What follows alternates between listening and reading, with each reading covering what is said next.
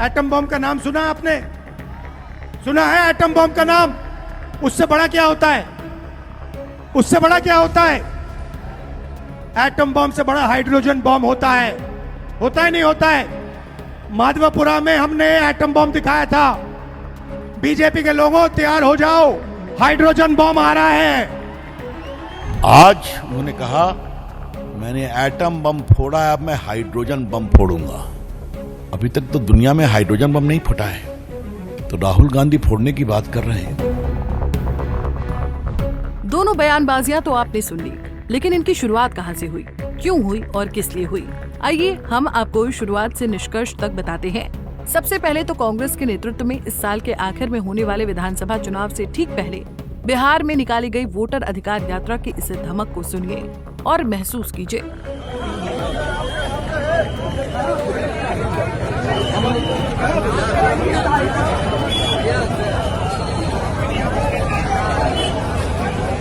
विपक्ष की जिस यात्रा को अभी आपने देखा, उसी ने हाइड्रोजन बम को जन्म दिया। बिहार के सासाराम से हुई आरजेडी कांग्रेस की वोटर अधिकार यात्रा का 1 सितंबर को पटना में दृष्टि हो गया। यात्रा के समापन के साथ ही लोकसभा में विरोधी दल के नेता और कांग्रेस सांसद राहुल गांधी ने बड़ा दावा किया और कहा कि वो जल्द ही एक हाइड्रोजन बम फोड़ने वाले हैं, जिससे कथित वोट चोरी की सच्चाई सभी को पता लगेगी।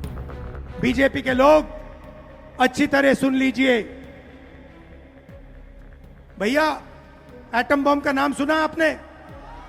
सुना है एटम बम का नाम? उससे बड़ा क्या होता है? उससे बड़ा क्या होता है?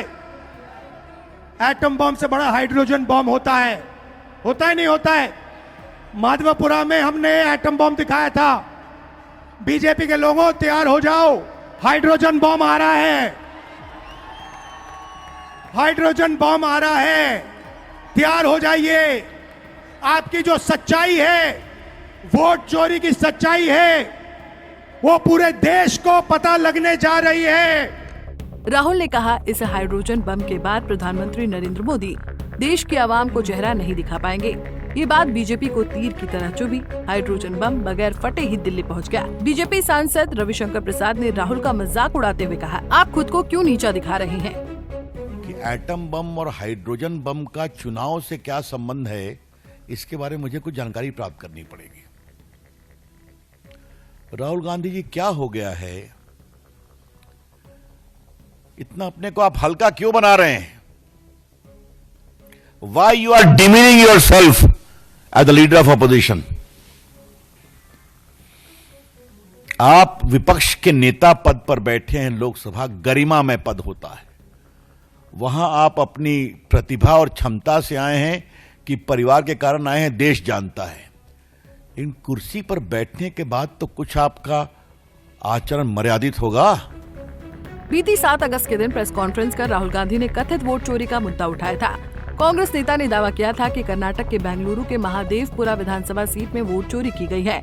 कांग्रेस एमपी ने ईसीआई पर धांधली का भी आरोप लगाया था और कहा था कि यहां एक घर में 80 वोटर थे और इस इलाके में चुनाव आयोग की मदद से बीजेपी के लिए वोट चुराए गए थे।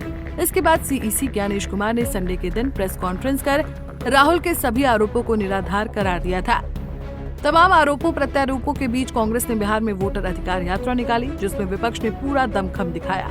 ये यात्रा तब निकाली गई जब बिहार में ईसीआई की तरफ से वोटर लिस्ट का स्पेशल इंटेंसिव रिवीजन यानी एसआईआर करवाया जा रहा है।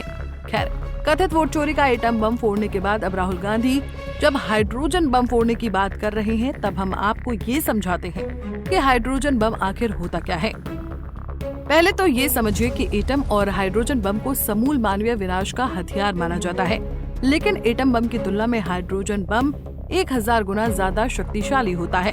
तो अब सवाल है कि राहुल जो राजनीति में हाइड्रोजन बम फोड़ने वाले हैं, क्या वो 1000 गुना ज्यादा शक्तिशाली होने वाला है? राहुल का इशारा आखिर है किस तरफ? क्या राहुल हरियाणा चुनाव को निशाना बनाने वाले हैं? क्योंकि बीजेपी के विजय होने के बाद उसी वक्त ये आरोप लगे थे कि सत्ता पक्ष ने हरियाणा का चुनाव हाईजैक कर लिया है।